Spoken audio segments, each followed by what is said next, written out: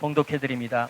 시편 121편 1절에서 8절 말씀입니다. 제가 봉독해 올리겠습니다. 내가 산을 향하여 눈을 들리라. 나의 도움이 어디서 올꼬? 나의 도움은 천지를 지으신 여호와에게서로다. 여호와께서 너를 실족치 아니하시며 너를 지키시는 이가 졸지 아니하시리로다. 이스라엘을 지키시는 이는 졸지도 아니하시고 주무시지도 아니하시리로다. 여호와는 너를 지키시는 이시라. 여호와께서 내 오른쪽에서 내 그늘이 되시나니 낮의 해와 해가 너를 상하게 하지 아니하며 밤의 달도 너를 해치지 아니하리로다. 여호와께서 너를 지켜 모든 환난을 명하게 하시며 또 내 영혼을 지키시리로다. 여호와께서 너의 출입을 지금부터 영원까지 지키시리로다. 아멘. 이 말씀 가지고 나의 도움이 어디서 올꼬? 라는 제목으로 말씀 증거하겠습니다. 우리가 살다 보면 누구의 도움이 간절히 필요할 때가 있습니다. 앞이 꽉 막혀서 정말 어디로 가야 될지 캄캄하고 앞을 내다보지 못하고 어찌할 바를 모르고 넋을 놓고 있을 수밖에 없는 그런 상황 속에서 이런 글을 읽는다면 어떠할까요? 안녕하세요. 인생을 살면서 좋은 일도 많지만 힘들고 지쳐서 누군가의 조언이 간절히 필요할 때, 인생의 중대한 결정을 내려야 할 때, 다른 누군가의 도움이 필요할 때도 있습니다. 저를 찾아주시는 분을 위해 여태껏 기도하며 살아왔지만 앞으로 찾아주신 분들을 위해서 기도하면서 살고 싶습니다. 여러분의 한 줄기 밝은 빛이 되어드리고 싶습니다. 아마도 앞이 캄캄해서 어찌할 바를 모르고 나가야 될지 모를 때 이런 글들을 읽게 된다면 직접 이런 사람들을 찾아가서 도움을 받아볼까 하는 생각을 하게 될 것입니다. 얼마 전에 인터넷 검색을 하다가 우연히 지금 읽어드린 이 본문의 것들을 보았는데요. 국내 최대 전화 운세 상담을 해주는 곳이었습니다. 현재 용하다는 무당과 역학인들이 약 130명 이상이 모여서 상담을 기다리고 있는 사이트였어요. 정말 많은 사람들이 이곳을 방문하면서 전화 상담을 받고 있더라고요. 이런 곳을 찾는다면 과연 우리의 인생길에서 큰 도움을 받을 수 있을까요? 아마도 이곳에 있는 분들 중에서는 과거 이런 곳에서 점괘를 좀 받아볼까 하면서 방문해서 점을 쳐봤던 그런 경험을 했던 분들도 있을지 모르겠습니다. 제가 교직에 있을 때 근무했던 곳이 경기도 평택이었습니다. 제가 근무했던 학교에서 조금만 걸어서 올라가다 보면 재랭이의 고개라는 곳이 있는데 온갖 무당집들과 점집들이 모여있는 곳이었습니다. 선거철이나 연말 연시가 되면은 전국의 정치 경제인들이 이곳을 방문한다는 소문이 자자했습니다. 우스갯소리지만은 우리나라 정치판은 이곳에서 시작된다라는 말까지 있을 정도였습니다. 온갖 우상과 귀신들이 집결되어 있는 곳이었습니다. 기도하다 보면 그곳에 영적인 어두움이 쫙 깔려 있는 것을 볼 수 있는 그런 곳이었어요. 그래서 한때는 저와 함께 같이 학교에서 성경 공부하던 아이들과 함께 그곳을 향해서 바라보면서 대적하면서 영적 전쟁을 선포하며 기도했던 적도 있었습니다. 또 그곳에 지난주에 설교했던 열방예수생명학교 현바울 목사님과 함께 시작했던 열방예수생명학교 한국 본부가 함께 그곳에 있고 저희 아내의 그 음악학원과 함께 운영했던 곳이 바로 그곳에 있었습니다. 매일 그곳에서 예배할 때마다 그 주변에 그 어두움의 영적 세력들을 대적하면서 주 예수 그리스도의 이름으로 능력을 선포하고 그곳에 주님의 영광이 임할 수 있도록 계속적으로 기도했고 거룩한 땅이 될 수 있도록 기도했었습니다. 지난 겨울에 한국 올 초죠. 올 초에 한국 방문한 중에 그곳에 방문을 했었습니다. 도시 개발 차원으로 그 점집들이 하나도 없어졌어요. 그걸 보면서 그때 그토록 간절하게 기도했던 기도 제목이 오늘에 와서 이루어지고 있구나라는 그런 생각을 했었습니다. 안타까운 것은 그런 영적인 어두운 곳을 찾아가면서 자신의 인생을 맡기고 미래 일들을 귀신들이 풀이해주는 운세에 자신의 운명을 맡기는 수많은 영혼들이 있다라는 것이었습니다. 여러분, 오늘 시편 기자는 이런 곳을 찾는 사람들을 향하여 본문에서 담대하게 선포하고 있다라는 것입니다. 눈을 들어 산을 보아라. 나의 도움이 어디서 올꼬? 시편 기자가 지금 왜 도움이 어디서 오는가라고 그런 물음을 함께 하면서 눈을 들어 산을 보라고 이야기했을까요? 여러분, 이것이 구약시대의 이스라엘 지형의 모습입니다. 우리가 성경 공부하거나 성경의 스토리를 읽으면서 대부분 이렇게 그려진 지도에 나오는 지명을 보면서 성경을 이해해 왔습니다. 그런데 이 지도는 거의 여러분들 보다시피 평면적인 그림이기 때문에 성경을 이해하는 데 있어서 조금 부족한 면이 있다라고 생각이 되었습니다. 이스라엘 지형을 이렇게 본다면 조금 더 이해할 수 있을 거예요. 자, 위에 헐몬산이 있고요. 헐몬산에 그 만년설이 흘러서 내려서 요단강에 상류층이 있고 여기에 갈릴리 호수가 있습니다. 그리고 요단강이 흐르고요. 그 밑에 쭉 내려가면 사해 바다가 있습니다. 그런데 이 주변에 양쪽이 다 산맥으로 되어 있어요. 엄청난 산입니다.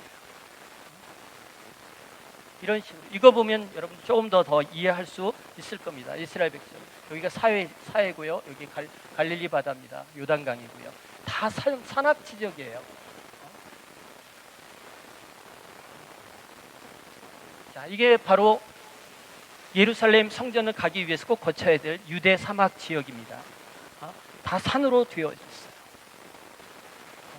저 멀리 보이는 것이 이 산을 지나서 저 멀리 보이는 것이 예루살렘 성읍입니다. 여러분들 이런 그림들을 보면서 이스라엘 민족들이 지금 이야기하고 있는 것은 산으로 둘러싸여 있다는 거죠. 우리가 살펴보고 있는 이 시편이 불리고 노래하던 그런 당시에는 이스라엘 사람들이 주변을 보면 이런 상들이 우뚝 솟아있는 그런 모습들을 볼 수가 있습니다.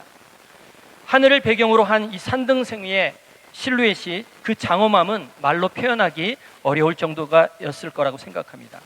오늘날 높은 산의 모습들을 지상에서 바라볼 때 그 장엄함에 탄성을 지르기까지 하잖아요. 아마도 구약시대 때 대기 오염이 되지 않는 이런 높은 산들을 아래에서 바라본다면 그야말로 그 장엄함에 짓눌릴 수밖에 없는 그런 탄성을 지를 수밖에 없는 그러한 것이었을까요? 힘과 견고함 그리고 담대함을 표현하는데 산보다 나은 상징물은 없을 것이라고 생각이 됐어요.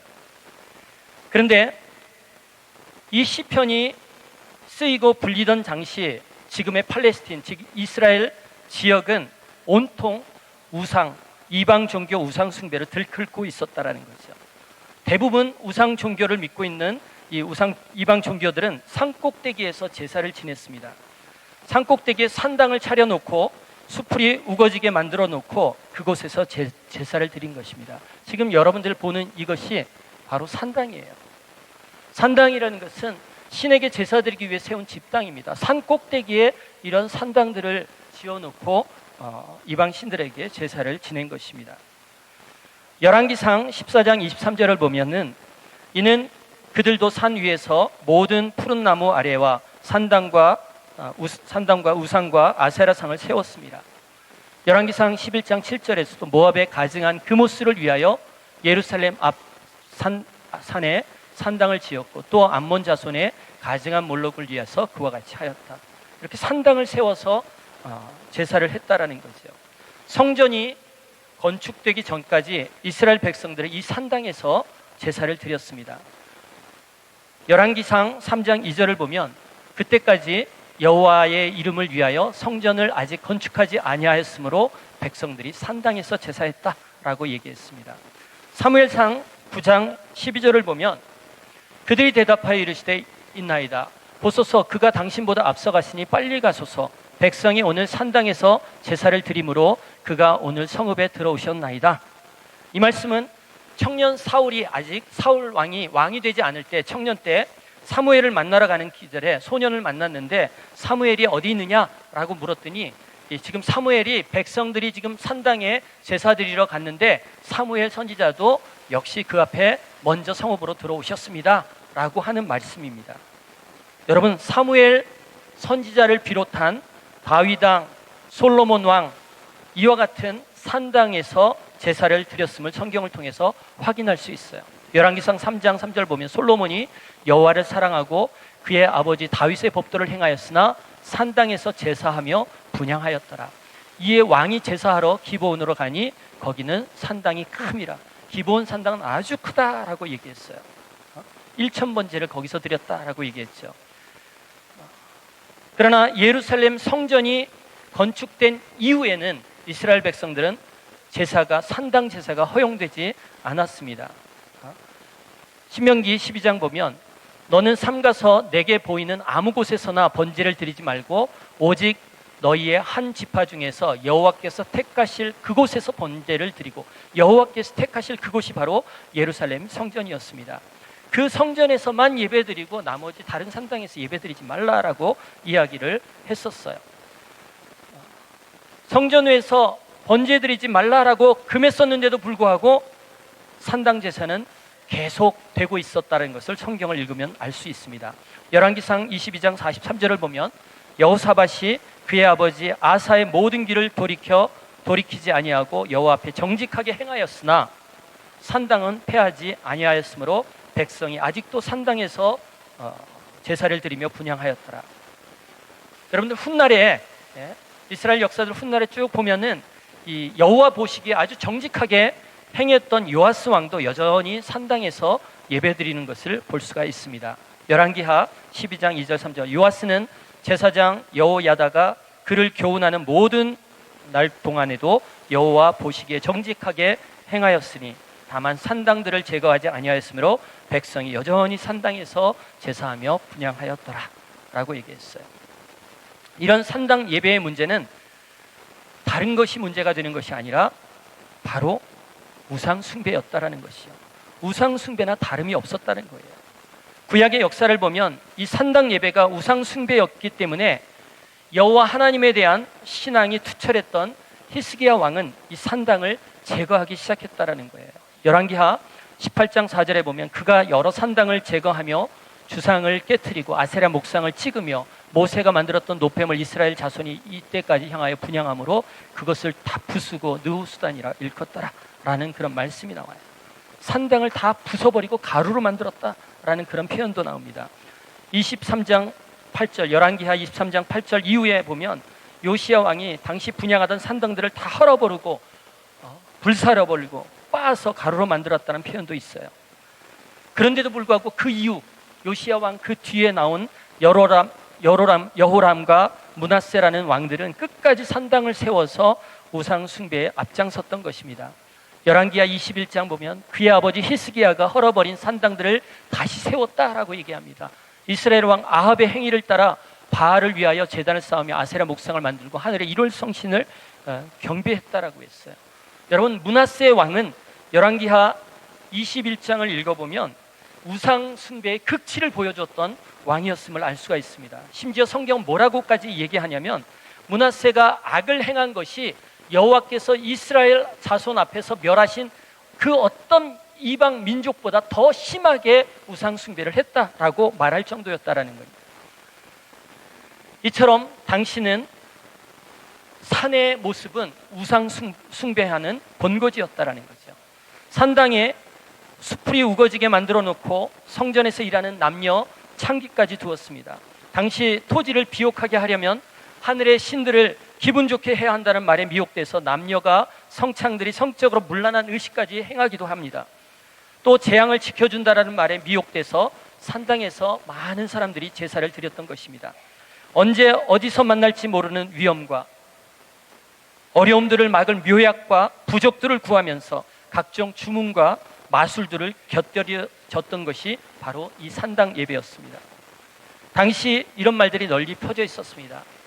고대 문서에 보면 장렬하는 태양이 두려운가, 태양의 사제를 찾아가서 태양의 신의 가호를 빌어라, 달빛의 사악한 기운이 염려되는가, 달을 섬기는 여사제에게 가서 부적을 사라, 발뿌리에 돌을 잘못 부딪혀서 넘어지게 하는 귀신이 붙었는가, 산당에 가서 악재를 피할 마법을 배우라. 이런 것들과 함께 나오는 말이 바로 나의 도움이 어디서 올까? 바알이냐? 아세라 여신이냐? 태양의 사제이냐? 달의 여사제이냐? 이런 말들이 많이 나돌아다녔다는 것입니다. 당시 우상 숭배자들은 아주 부도덕하고 병들고 술에 쩔어 지냈던 사람들이었을 것입니다. 사기와 기만을 일삼는 비루한 무리였음에 틀림이 없었을 것이에요. 당시 고대 근동에 퍼져 있을 바알 신화는 그 어지러운 행동과 술에 취해서 잠든 그들을 깨우는 데 따르는 어려움에 관한 그런 이야기들이 가득 차 있었습니다. 여러분, 바알의 제사장들에 대한 엘리야와 바알 제사장들이 서로 싸우는 장면들 잘 알고 있을 것입니다. 그때 엘리야가 어떻게 조롱하고 있는지 성경을 보면 이렇게 나와 있습니다. 열왕기상 18장 27절 보면 정오에 이르러 엘리야가 그들을 조롱하여 이르되 큰 소리로 부르라, 너희 신들을 큰 소리로 부르라. 그가 신인즉 묵상하고 있는지, 또는 그가 잠깐 어디로 나갔는지, 또 그를 길을 행하는지, 또 그가 잠이 들어서 잠들어 있는지 깨워야 할 거 아니냐, 큰 소리로 불러라 라고 얘기했다는 거죠. 이렇게 형편없는 신들을 따르고 있었던 그들이지만 우상 숭배에 쩔어 사는 이들이 형편없건 그렇지 않건 간에 이방 신들이 자기 자신들을 보호해 줄 것이라는 사람들한테 그렇게 약속하고 있었다라는 거죠. 호언장담하면서 사람들로 하여금 그 이방 신들이 너희들을 보호할 것이다 라고 이야기하고 있다라는 거죠.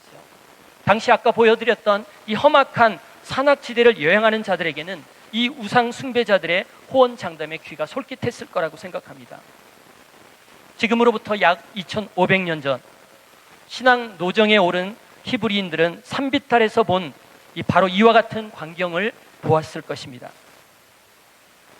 그렇다면 오늘날 이 치앙마이에 살고 있는 이 치앙마이 상황도 별 다를 바가 없다라고 생각이 됐어요. 여러분, 밖에 나가 보면은 치앙마이 서쪽에 우뚝 솟아있는 도이스텝이라는 산이 있습니다. 최근 비가 내리고 난 후에 딱 바라보면 아주 선명하게 그 산의 모습이 보여서 너무나도 가까이 있는 것 같은 그런 느낌입니다. 여러분이 많이 듣고 알고 있는 것처럼 태국인들이 도이스텝 산은 어떤 산으로 생각하고 있습니까? 어떤 상징일까요? 도이스텝 산은 태국의 영적인 하이플레이스, 산당이라고 이야기할 수 있습니다. 도이스텝 중턱에 뭐가 있죠? 도이스텝 사원이 있어요. 여러분, 이곳은 이 도이스텝 사원은 태국의 영적인 그 불교의 기류가 흘러나오는 곳이다 라고 이야기할 수 있다라는 거죠. 여러분, 석가탄시즌이라든지 연말이 되면 이곳 도이스텝 사원을 찾는 순례자들로 가득 그 길이 메어져 있습니다. 치앙마이 대학부터 그 꼭대기까지 차량 통제를 막을 정도예요. 그리고 온통 걸어서 그 도이스텝 산에서 예배하기 위해서, 제사하기 위해서 올라가는 순례자들로 가득 메운 것을 볼 수가 있습니다. 오늘날도 그렇게 산에 올라가야지만 자신의 인생 속에서 나타나는 그런 어려움들이 풀려지고 만사 형통, 무병장수의 복을 얻을 수 있다는 소망을 이룬다는 그 신앙이 지금 태국인들의 가슴 속에 쫙 깔려 있다는 거예요. 여러분, 믿음 없는, 신앙이 없는 태국 사람들은 그렇다고 치는데 믿음 있는 우리들은 어떨까요? 똑같이 반응한다는 거예요.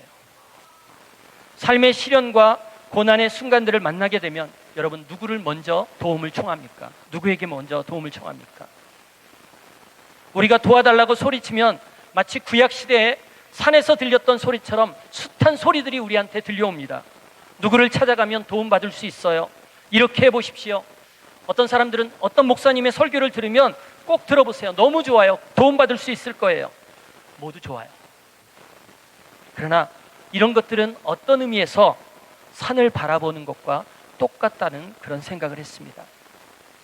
얼마 전에 몇 달 전에 돌아가신 목회자들의 아버지라고 이야기하는, 목회자들의 목회자라고 불리던 유진 피터슨 목사님께서 이런 경고를 했었습니다. 그리스도인의 제자된 신앙인들이 빠지기 쉬운 가장 큰 위험은 두 개의 종교를 가지고 사는 것이다 라는 말을 했어요. 하나는 우리가 세상으로부터 해방시켜준 주일날에, 오늘 주일날의 영광스럽고 성경적인 복음이다 라고 했습니다. 예수 그리스도의 십자가와 부활로 우리를 영생케 했던 그 복음, 창세기, 로마서, 요한계시록까지 걸쳐서 이루는, 펼쳐져 있는 그 놀라운 복음에, 그 복음으로 주일을 보내고 있다라는 거죠. 또 하나의 다른 종교는 우리가 이 세상을 떠나 천국에 도착하기까지 주중에, 주일날이 아니고 주중에 영위하는 일상의 종교라고 이야기합니다. 우리가 이 삶의 세상의 정황 속에서 겪는 소소한 사건들, 예를 들어서 길거리 가다가 돌부리에 걸려서 넘어진다든지, 어느 날 갑자기 집안에 보니까 개미와 이상한 벌레들이 막 가득해지는 일들, 갑자기 잘 놀던 아이가 자녀들이 열이 나고 시름시름 앓기 시작하는 일, 이런 사소한 일들, 또 사소한 일 때문에 우리의 관계 속에서 서로 언짢은 의견 차이 때문에 서로 미움이 시작되고, 또 어떤 때는 자존감이 굉장히 낮아지면서 삶의 권태가 오고 우울증에 시달리고 내가 왜 이렇게 살아가야 되는가, 이런 생각들을 하고 있을 때, 또 몸이 갑자기 이상 증세가 나타나서 병원을 찾을 수밖에 없는 때, 여러분들 우리의 삶에 어떤 빨간 신호등이 켜지는 것처럼 느껴질 때 여러분들은 어떻게 행동하십니까? 요즘 페이스북이나 SNS, 인터넷상을 보면 많은 전문가들의 조언과 상담 사례, 유튜브 영상 속에 다양하게 펼쳐지는 지혜들, 또 우리 치앙마이 한국 한인 단체톡에 보면 여러 가지 질문이 오고 가고 하면서 질문과 답변들이 우리 일상의 종교를 형성하고 있다라고 해도 과언이 아니라는 거죠. 마치 약국에서 어떤 효능별 특허약을 사듯이 종교 생활을 하고 있는 것이 우리의 모습이라는 거죠. 물론 우리 믿음의 사람들은 우리가 믿는 하나님께서 이 우주를 창조하시고 우리에게 영원한 구원의 약속을 성취시켰음을 너무나 잘 알고 있습니다. 그럼에도 불구하고 마치 일일 연속극처럼 세소하게 소소하게 펼쳐져 있는 우리 일상생활의 작은 일, 일상생활에 당하는 그 일들에 관해서는 하나님께서는 전혀 관여하지 않는다는 그런 생각을 하면서 살아갈 때가 있다라는 거죠. 우리 하나님 너무나도 바쁘신 분이기 때문에 나에게 일어나는 이 사소한 생각과 이 문제들에 대해서는 간섭하지 않으실 것이다. 그래서 나만의 일상의 종교에 빠져서 그냥 하나님 없이도 내 스스로 그냥 신앙생활을 하고 있는 사람들이 주간 중에 굉장히 많이 펼쳐져 보인다는 것입니다. 우리가 신앙생활을 하면서, 특별히 우리가 태국 치앙마이에 살면서 이 태국인들의 종교심에 대해서 말하는 것은 그들의 불교 신앙이 일상생활 속에 아주 자연스럽게 드러나는 것을 볼 수가 있습니다. 심지어 그들의 삶 속에 뼛속까지 깊이 부처를 숭배하는 마음과 정말 자기가 섬기는 그 신들에 대해서 가득 차 있는 그 종교심이 가득 차 있는 것을 볼 수가 있습니다. 삶의 구석구석, 삶의 터전 구석구석에서 보여지고 있어요. 그들이 가지고 있는 내세관에 입각해서 사람 만나는 사람들보다 미소를 띠며 아주 친절하게 대합니다. 베풀며 살고 있습니다. 선행을 하면서 살고 있습니다. 이것이 바로 그들이 내세를 바라면서, 더 나은 내세를 꿈꾸면서 바라보는 그들의 불교 신앙의 모습입니다. 그런데 여러분들, 우리는 어떤가요? 주일날 오늘 이 시간 하나님의 말씀을 듣고 귀한 하나님의 말씀을 마음속에 감동받아서 목사님의 설교에 반응하면서 아멘 아멘 하면서 우리 하나님 앞에 그 신앙을 고백할 때가 많이 있습니다. 예배 끝나고 나가보면 이 주일날 같이 식사하면서 같이 인사하는 그런 표정들을 보면 막 성인군자처럼 천사의 얼굴을 하면서 인사하고 나눕니다. 이것이 바로 교회 안에서만 누릴 수 있는 그런 모습이라는 것이죠. 이곳을 끝나고 여러분들 일상생활로 돌아가면 여러분 그러한 성자다운 그 모습이 그대로 남아서 살아가고 있습니까? 유지되면 살고 있습니까? 주일날 들었던 하나님의 말씀, 은혜 받았던 말씀이 온전히 내 마음속에 살아있어서 그 말씀에 의지해서 살아가면서 기쁨 속에서 살아가고 있습니까? 그 말씀만이, 주일날 들었던 그 말씀이 일주일 삶을 살기에 충분한 말씀이 됩니까? 주일 하나님을 갈망하며 찬양했던 그 예배의 마음 어디론가 사라져버리고 태국인처럼 뼛속까지 스며들었던 일상의 종교처럼 익숙한 자기만의 생활로 돌아가 버리는 것이 우리들의 모습이 있지 않습니까? 그냥 수없이 펼쳐지는 일상의 수많은 문제들과 뒤섞여 버린 채 정신없이 살아가고 있는 모습이 바로 우리 모습입니다. 문제는 그곳에 하나님의 다스림과 섭리를 찾아보기 힘들다라는 것입니다. 오늘 성경 분명하게 이야기합니다. 나의 도움이 어디서 올꼬? 여러분, 산에서 오는 것입니까? 일상 종교에서 찾을 수 있을까요? 결코 아니라는 것이죠. 오늘 본문은 나의 도움이 천지를 지으신, 바로 그 산들을 지으신 여호와께로서이다 라고 이야기하고 있다는 것입니다. 먼 산을 바라보며 구한 도움은 결국 실망으로 끝날 수밖에 없다는 것입니다. 산은 아무리 그 장엄하고 아름답고 고요한 힘과 견고함을 상징하고 있다 한들 산일 뿐입니다. 불시에 닥칠지 모르는 재난을 막아준다는 약속, 우상 숭배하는 제사장과 여사제들의 현혹, 그 모두가 다 거짓뿐이었다라는 거죠. 예레미야 3장 23절을 보면 작은 산들과 큰 산 위에서 떠드는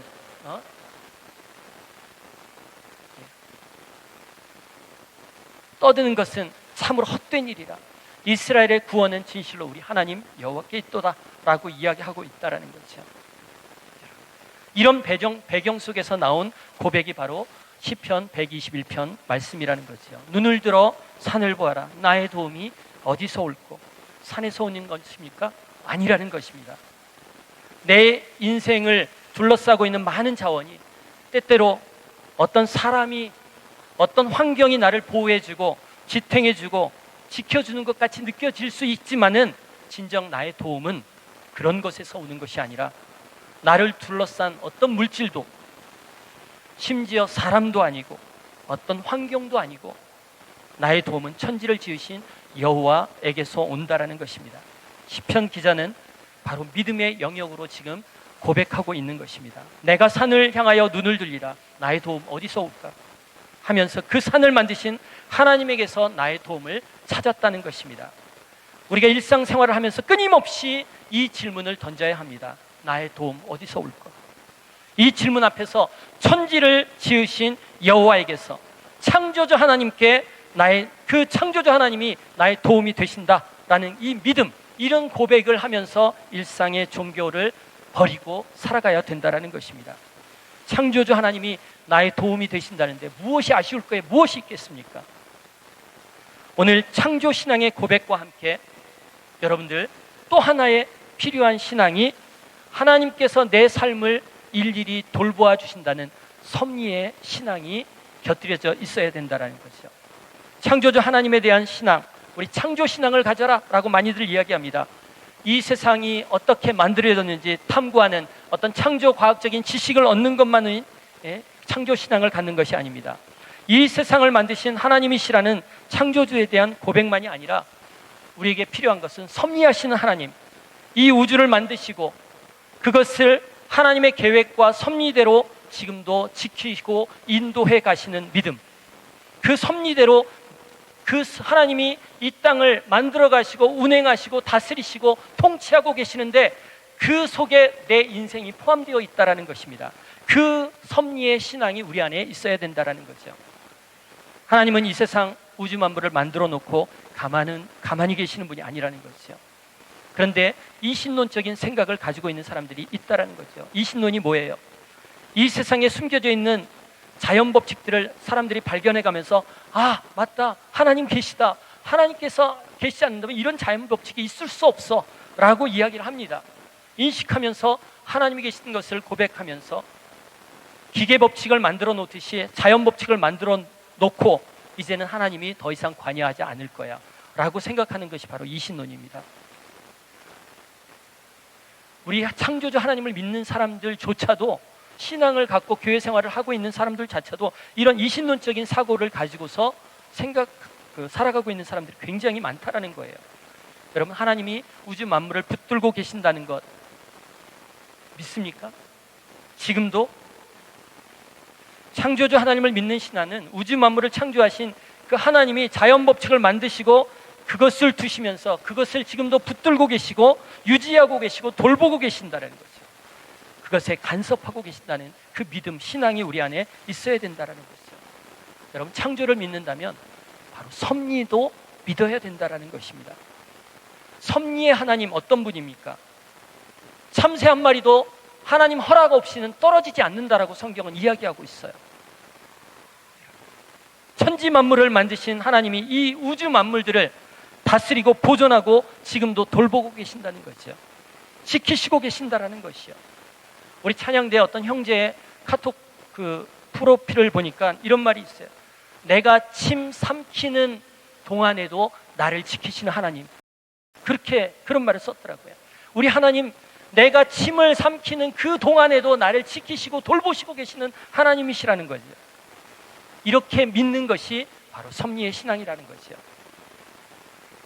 성경 공부를 하다 보면 하이델베르크 요리문답에 보면 이런 구절이 있습니다. 26번째 질문에 천지를 지으신 전능하신 하나님 아버지를 믿는다는 것은 하나님을 전적으로 신뢰하며 하나님께서 나의 영육간의 모든 필요를 공급하시는다는 것을 의심하지 않는 것이다.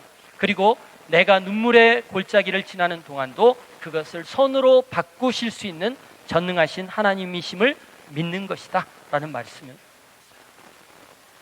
우리 일상생활 속에서 일어나는 그 어떤 것도 하나님의 시선에서 제외될 것이 없다라는 것이죠. 작은 것이 없다라는 거예요. 우리 삶에 하나님이 고려하시지 않을 만큼 사소한 것이 없다라는 거예요. 내게 개인적으로 일어나는 모든 일, 내가 오늘 누구를 만날 것이며 누구와 만나서 또 어떤 식사를 하고 어떤 생각을 하고 어떤 행동을 할 것인지 그 모든 행동들에 대해서 하나님 관심 갖고 계시다라는 거죠. 하나님이 보잘것없는 이 작고 정말 별 볼 일 없는 것 같은 나의 모습도 하나님 그렇게 관심 갖고 계시다는 거예요. 이러한 신앙을 갖고 있는 것, 이게 바로 섭리의 신앙이라는 거죠. 근데 실제로 우리가 살아가면서 신앙생활할 때 하나님이 나한테 이렇게 관심 갖고 있는 분이다 라고 여기면서 살아가는 사람들이 의외로 신앙인들 중에 많지 않다라는 거예요. 다 까먹는다라는 거예요. 여러분, 창조의 신앙을 갖고 있다면 섭리의 신앙도 고백해야 될 줄 믿습니다. 우리가 이 같은 창조의 신앙과 섭리의 신앙으로 무장될 때 시편 123편 3절부터 나오는 8절까지 하나님이 어떤 분인가를 드러내며 우리 주변 사람들에게 그것을 증거할 수 있게 되는 것입니다. 여러분, 시편 121편 구조적인 특징을 보면 1절과 2절의 관점은 1인칭으로 되어 있어요. 시편 기자가 뭐라고 얘기합니까? 시편 기자가 스스로 눈을 들어 산을 보라, 나의 도움이 어디서 올꼬, 나의 도움은 천지를 지으신 여호와께로서로다.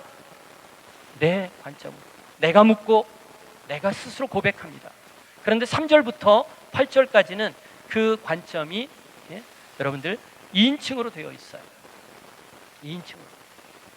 여호와께서 너를 실족하지 아니하시며 너를 지키시는 이가 졸지 아니하시고 이스라엘 지키시는 자는 졸지도 않고 주무시도 않다. 여호와는 너를 지키시는 이시다. 내 오른편에서 내 그늘이 되시고 너를 상하게 하지 아니하시고 너를 해치지 못할 것이고 너를 지켜서 모든 환난을 정케 하시고 너의 영혼을 지키시리라. 너의 출입을 지킨다라는 것이죠. 하나님께서 우리들의 출입, 오늘 주일날 이 성전을 밟고 들어왔지만 이제 나가서 일상생활로 들어가는 것까지도 하나님 다 지켜주신다는 것입니다. 말씀의 대상이 완전히 바뀌어버렸어요. 왜 이렇게 달라졌을까요? 1절, 2절과 3절에서 8절까지 관점이 왜 갑자기 팍 바뀔까요? 시편 121편은 성전에 올라가는 노래라고 되어 있어요. 여러분, 아마도 바벨론 포로 이후에 많은 순례자들이 예루살렘 성전을 향해서 절기를 지키러 올라갔던 시대에, 그 시대에 다윗 시대 때 불렀던 노래들을 다시 한번 불러보면서 불렀던 그런 노래라고 생각됩니다. 여러 순례자들이 성전을 향해서 올라가면서 아까 그림에 봤던 것처럼 유대 사막 지역을 탁 지나갑니다.